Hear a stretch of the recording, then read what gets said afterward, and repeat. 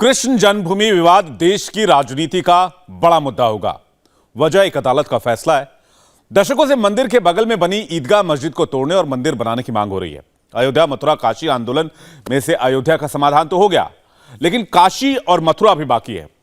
मथुरा का मुद्दा अहम क्यों होगा, यह समझने के लिए 23 दिसंबर 2022 की तारीख बहुत महत्वपूर्ण है।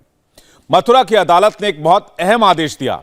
सरकार से कहा कि ईदगाह मस्जिद का निरीक्षण करो, नक्शा बनाओ और 20 जनवरी को कोर्ट के सामने लाओ। दावा है कि ईदगाह मस्जिद के नीचे असली कृष्ण जन्मभूमि है। कोर्ट में इस ईदगाह मस्जिद की जमीन मंदिर को देने की मांग भी की गई है। फैसला आने में वक्त लग सकता है, लेकिन 2023 में कृष्ण जन्मभूमि आंदोलन कैसे राजनीति में नेताओं के मैंडेट का फैसला करेगा, यह जानना दिलचस्प है। देखिए इस रिपोर्ट में।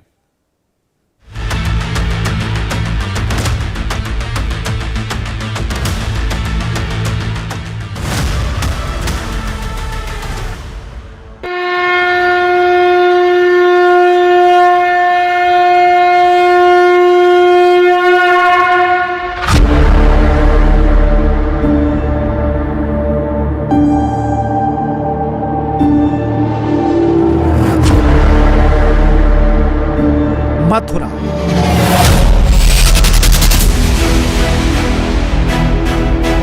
देश की अदालत और सियासत में अपने अंतिम फैसले का इंतजार करता एक महत्वाकांक्षी मुद्दा। अयोध्या के बाद राजनीति को इसमें बहुत संभावना दिखती है। वैसे तो यह मुद्दा उत्तर प्रदेश की 80 लोकसभा सीट और देश के 15.27% वोट के लिए अहम है, लेकिन गुजरात सहित देश के 11 हिंदी भाषी राज्यों, एक केंद्र शासित प्रदेश की 263 लोकसभा सीट और देश के 46.93% वोट पर इसका बहुत निर्णायक असर माना जाता है।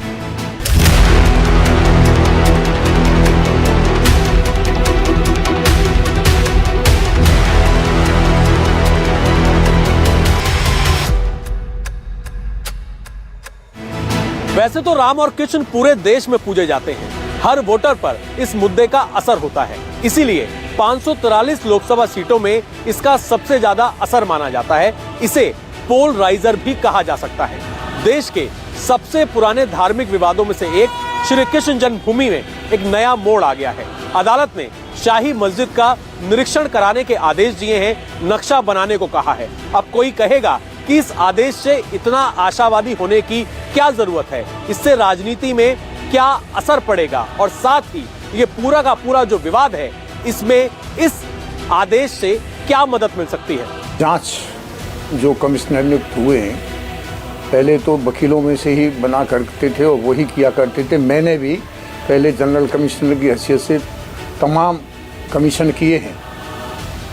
सवाल आपका रिपोर्ट का है कि वो अपनी जांच करेंगे और जांच में देखेंगे कि मौके पर क्या क्या कब्जा है, किसका कब्जा है, कौन पार्टी अपनी दावा कर रही है। फिर उनको डायरेक्शन यदि किया गया है कि कमिश्नर को कि वहाँ के अन्य तथ्यों की भी जांच करें, तो जो वादी और प्रतिवादी दोनों को सूचना दे के वहाँ मौके पर बुला के निरीक्षण करेंगे। नहीं आता है, कोई पक्ष नहीं आता है तो उसकी लिखेंगे कि बावजूद सूचना के वो एक पक्ष नहीं आया और फलां उपस्थित हुआ। यदि दोनों उपस्थित थे तो दोनों की निशानदेही पर वहाँ मौका माना करेंगे। मौका माना में जैसी स्थिति मिलेगी वहाँ की, और यदि जन्मभूमि से संबंधित कोई तथ्य वहाँ दिखलाए जाते हैं, जैसे मूर्तियाँ बताई जाती हैं कि मूर्तियाँ निकली हैं इस जगह से, भूभाग से 13 एकड़ कितना है वो रकबा लगभग, तो उसमें जो मूर्तियाँ हैं तो वो भी एक एविडेंस का पार्ट होंगी। और वहाँ किस जगह रखी हैं, कहाँ की खुदाई में, तो जहाँ से खुदाई हुई हैं उनका उसी जगह का उल्लेख उन मूर्तियों पर लिखा हुआ है, चाहे वो संग्रहालय में हो, चाहे वो अपने उनके अंडर में हो, जन्मभूमि ट्रस्ट के अंडर में हो। ये सारी चीज़ एक एविडेंस का पार्ट होंगी। हर कमीशन में कमीशन की जो रिपोर्ट होती है वो महत्वपूर्ण होती है। निर्णय में वो अपनी महत्वपूर्ण भूमिका निभाती है। कोई भी जज किसी निर्णय लेने से के वक्त इसको आधार बनाते हैं और जो मेरिट पर जिसका हक होता है उसी के हक में फैसला देते हैं और वो बहुत महत्वपूर्ण है, पार्ट ऑफ द एविडेंस है। माननीय न्यायालय जो थिंक फिट और जो प्रपत्र होंगे, एविडेंस कलेक्ट होंगी, रिपोर्ट होंगी, जो गहनता और बारीकियों के साथ रिपोर्ट तैयार की जाएगी, जिसमें सभी कितनी पारदर्शिता होगी, ये सभी पक्ष आपस में सहमति के आधार पर मौजूद रहेंगे, अपनी अपनी उपस्थिति दर्ज कराएंगे। ये न हो कि किसी के भी हक का गला नहीं दबेगा इसमें, और जो भी प्रोसेस होगी देश में तो देश हित में होगी, अपने समुदाय हित में होगी। और माननीय न्यायालय जो जिससे समाज में कोई अच्छा संदेश जाए, ऐसा कोई ऑर्डर करेंगे। रिपोर्ट दाखिल होने के पश्चात में न्यायालय सभी पक्षकारों से उस रिपोर्ट के संबंध में आपत्ति ऑब्जेक्शन इनवाइट करेगी। सभी पक्षकार उस रिपोर्ट के विरुद्ध में आपत्ति ऐतराज दाखिल करेंगे। उसके पश्चात में न्यायालय उस रिपोर्ट का डिस्पोजल यानी निस्तारण करेगी। कोर्ट के आदेश पर जब सरकारी अधिकारी अमीन मौके पर निरीक्षण के लिए जाएंगे तो फिर वो वहां क्या करेंगे, वो किस चीज का नक्शा बनाएंगे, उस नक्शे का अदालत क्या करेगी? इन सवालों का जवाब जानने के लिए हमारे संवाददाता अभय मथुरा पहुंचे और उन्होंने 12 वर्ष तक अमीन का काम करने वाले सरकारी अधिकारी ब्रज बिहारी से इन सवालों के जवाब लिए। जिस न्यायालय में मुकदमा चल रहा है उस न्यायालय की ऑफिस द्वारा ये रिट प्रोवाइड की जाएगी और उस रिट को ले करके मैं अपने प्रोग्राम में चढ़ाऊंगा कि फलाने दिन फलाने समय इस संपत्ति के निरीक्षण के लिए मुझे जाना है। अपने प्रोग्राम में चढ़ाने के बाद में उस प्रोग्राम की 3 सूचियां बनाऊंगा, एक माननीय जिला जज महोदय को, एक माननीय सिविल जज सीनियर डिवीज़न को और एक माननीय सिविल जज जूनियर डिवीज़न को अपने प्रोग्राम की कॉपी पूरे सप्ताह की प्रोवाइड करूंगा, कहाँ कितने कितने मुकदमों का स्पॉट इंस्पेक्शन करना है। इसके बाद जो संबंधित मुकदमा है जिसमें मुझे जाना है, जिसके बारे में जैसे आप मेरे पास आए हो, जैसे ये मुकदमा है, जैसे ये जन्मभूमि का मुकदमा है, इसी संबंध दोनों वकीलों को, उभय पक्ष के वकीलों को सूचना दूंगा समय की और दिन की कि मैं फलाने दिना स्पॉट के लिए जा रहा हूँ। और सूचना देने के बाद सपोज मानो मैं ही अमीन हूँ, मैं और मेरा एक सरकारी अर्दली होता है, 4th क्लास कर्मचारी होता है जो हमारा सहायक के रूप में काम करता है, हम दोनों वहाँ जाएंगे और हमारी सुविधा के लिए अगर चाहें तो दोनों पक्ष का वादी प्रतिवादी अपनी तरफ से अधिवक्ता के द्वारा या स्वयं अपनी सुविधा के लिए हमारे साथ रहेंगे और हम वहाँ पर जाके पूरी जो डिस्प्यूटेड लैंड है उसका निरीक्षण करेंगे और न्यायालय में जो एप्लीकेशन वादी के अधिवक्ता द्वारा दी गई है तो उस प्रॉपर्टी को बारीकी रूप से निरीक्षण करेंगे, देखेंगे, मुकदमे से संबंधित जो भी स्थितियाँ वहाँ मिलती हैं, जो भी स्पॉट पर चेंजेज हैं या जो जैसी भी स्थिति है वो सबको हूबहू हम नोट करेंगे। और कोई बहुत अगर वैसा मामला होता है तो साथ में वहाँ वीडियोग्राफी भी करा देते हैं, जिससे कोई विवाद की स्थिति न रहे कि ये चीज़ थी, ये छोड़ दी, कि ये चीज़ नहीं थी, ये नहीं लिखी है। इस तरह से चाहे तो वहाँ वीडियोग्राफी भी दोनों पक्षों की अगर सहमति होती है तो करा देते हैं। नहीं तो कभी कभार हम ऐसे करते हैं, हमें कुछ ऐसा लगता है तो हम अपने आजकल जो मोबाइल सब पे जो एंड्रॉयड मोबाइल रहते हैं हम भी उसमें अपने फ़ोटो खींच लेते हैं और उसके बाद में निरीक्षण करते हैं। निरीक्षण करने के बाद में दोनों पक्षों के सामने निरीक्षण करेंगे और दोनों पक्षों के दस्तखत कराएंगे। दस्तखत कराने के वहाँ से अच्छा रफ नोट करते हैं, वहाँ पे नोटिंग करते हैं। रिपोर्ट साथ साथ तो तैयार हो नहीं सकती, तो वहाँ पे क्या नाम वो पूरा रफ नोट करते हैं। नोट करने के बाद में फिर वहाँ से दोनों पक्षों के परवाने पे उपस्थिति की इस बात के कि हमने आपकी उपस्थिति में इस संपत्ति का निरीक्षण किया और दोनों के दस्तखत कराने के बाद में परवाने पर हम वापस आते हैं और फिर अपने घर पे आके रिपोर्ट तैयार करते हैं। रिपोर्ट तैयार करने के बाद नियत दिनांक से पहले न्यायालय में उस रिपोर्ट को हम प्रस्तुत कर देते हैं नक्शे के साथ। ऐसे कर लिया, ऐसे कर लिया, ये है, ये इसका अच्छा इसकी दिशाएँ लेंगे। दिशाएँ जैसे इधर ये नॉर्थ है, ये क्या नाम है साउथ है, ये ईस्ट है, ये बेस्ट है। इस तरह से लिखेंगे कि ये कौन किसका मकान है, किसका मकान है, किसकी संपत्ति है, या कोई रास्ता है या कोई क्या नाम है हाईवे है, जो भी है वो सब चीज़ उसमें। अब हम आपको इस विवाद के उस रास्ते पर ले चलते हैं जहां से विवाद सिर उठाता है और राजनीति के लिए गुंजाइश बनती है।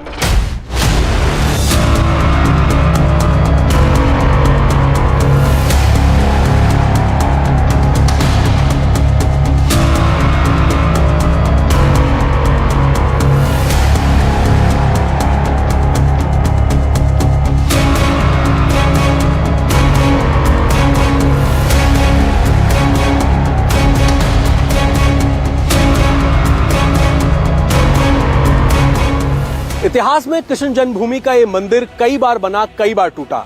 इसको लूटने और तोड़ने में महमूद गजनबी से लेकर औरंगजेब तक का नाम है। यही वजह है कि इस मंदिर में विवाद की गुंजाइश बनती है। हिंदुओं को लगता है कि उनके पूज्य देवता का अपमान करके विदेशी आक्रमणकारियों ने उन्हें सांस्कृतिक तौर पर हराना चाहा, और अब जब देश विदेशी शासन से मुक्त है तो अपमान के इन चिन्हों को हटाए जाना चाहिए।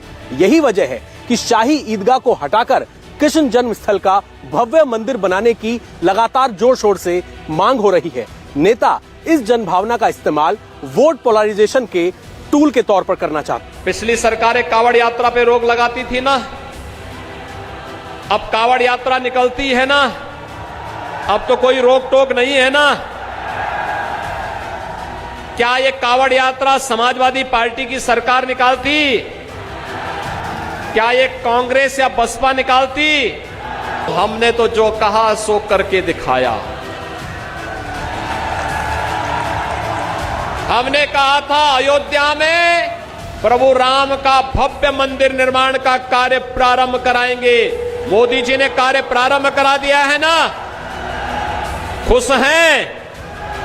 अयोध्या में राम मंदिर बनने से खुश हैं सभी लोग। और अभी काशी में भगवान विश्वनाथ का धाम भी भव्य रूप से बन रहा है, आपने देख लिया ना। और फिर मथुरा वृंदावन कैसे छूट जाएगा? वहां पर भी काम भव्यता के साथ आगे बढ़ चुका है।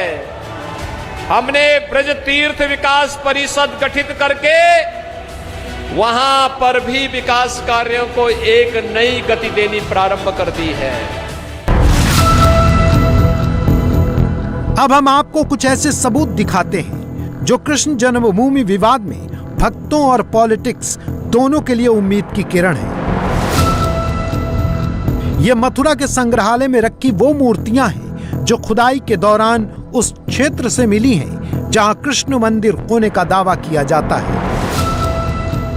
जहां कंस का किला होने की बात कही जाती है, उस जेल के होने का दावा किया जाता है जिसमें कृष्ण जन्म का विश्वास है।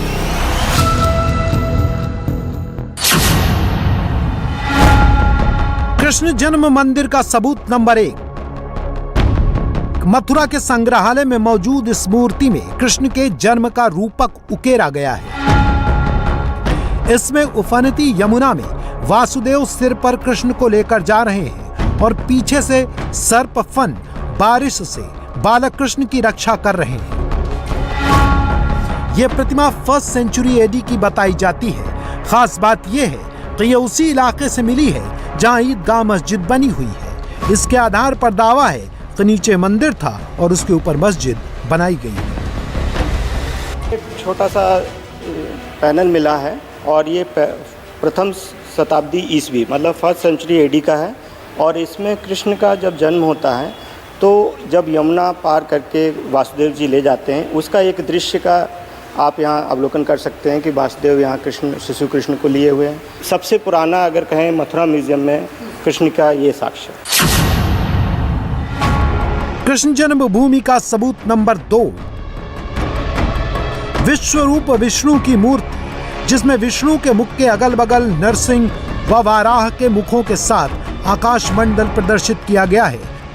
विष्णु के सिर पर किरीट, मुकुट, गले में एकावली, कानों में कुंडल और कंधों पर वैजयंती माला है।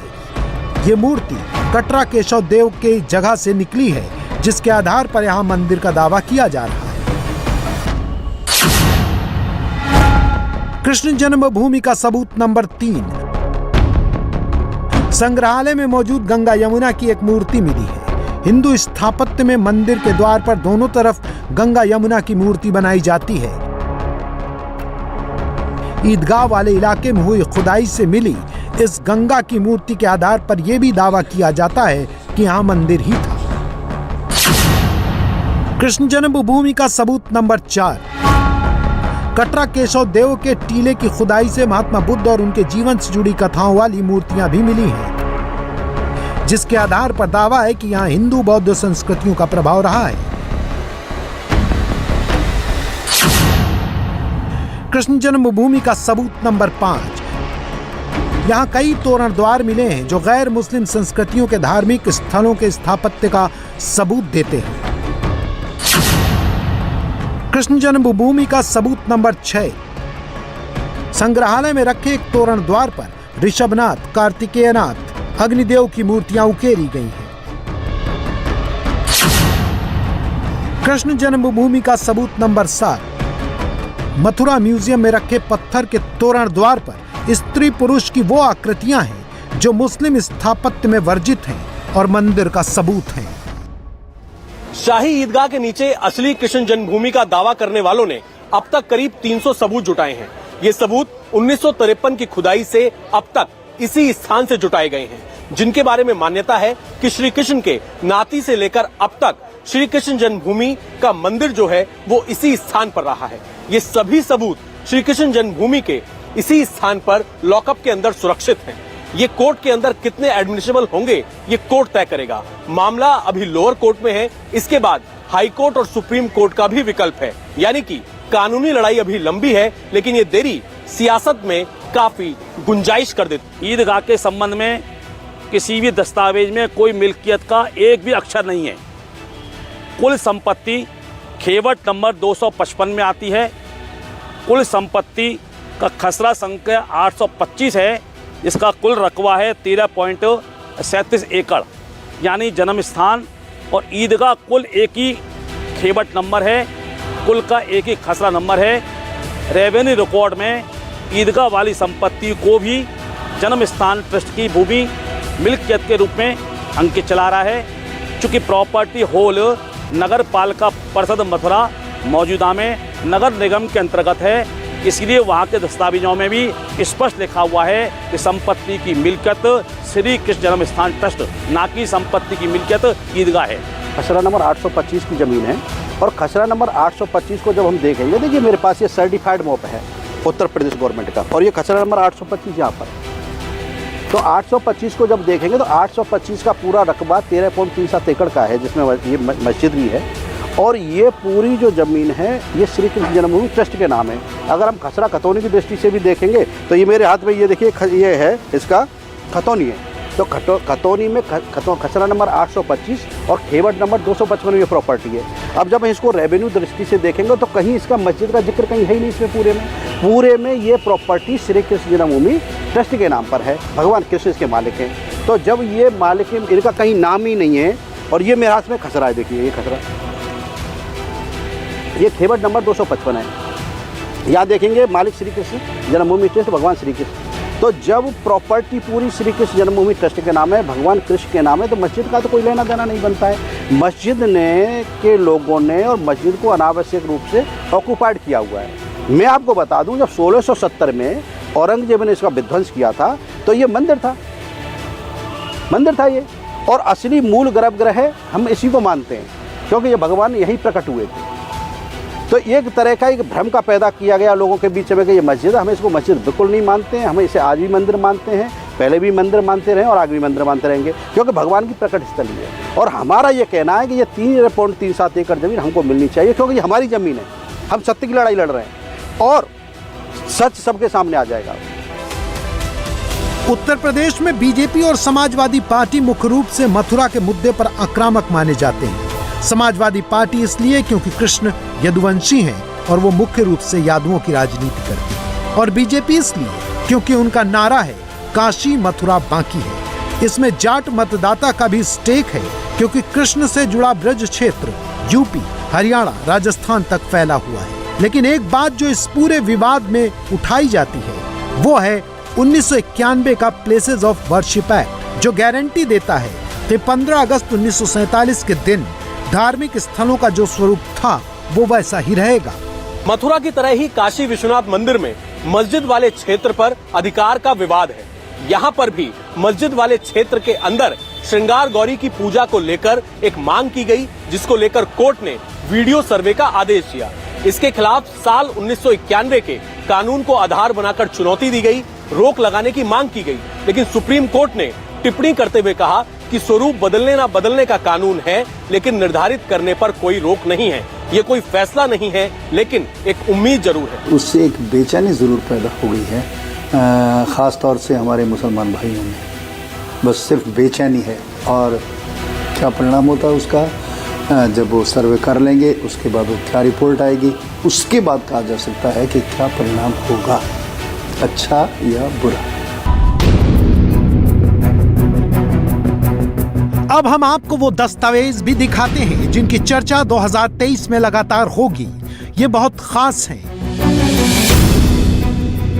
यह है मंदिर की जमीन पर हक का दावा करने वाली कृष्ण जन्मभूमि के नाम से जारी जल कर और ग्रह कर के दस्तावेज।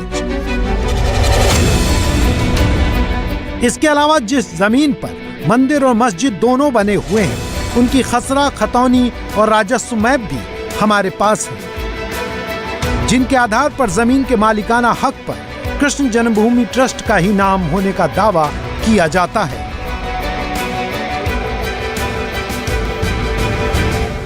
पूरे विवाद की जड़ में औरंगजेब के अलावा एक समझौता है। यह समझौता साल 1968 में हुआ था। यह समझौता मंदिर के इंतजाम के लिए बनाए गए श्री कृष्ण जन्म स्थान सेवा संस्थान और मस्जिद इंतजामिया कमेटी के बीच में हुआ था, जिसमें 13.77 एकड़ जमीन में से करीब 2 एकड़ से कुछ ज्यादा हिस्सा मस्जिद को दिया गया था और बाकी का हिस्सा मंदिर के पास रखा गया था। अब ये लड़ाई मस्जिद के इस हिस्से पर मालिकाना हक की है और इस समझौते को अवैध करार देने की है, ताकि मस्जिद हटाकर मंदिर बनाया जा सके।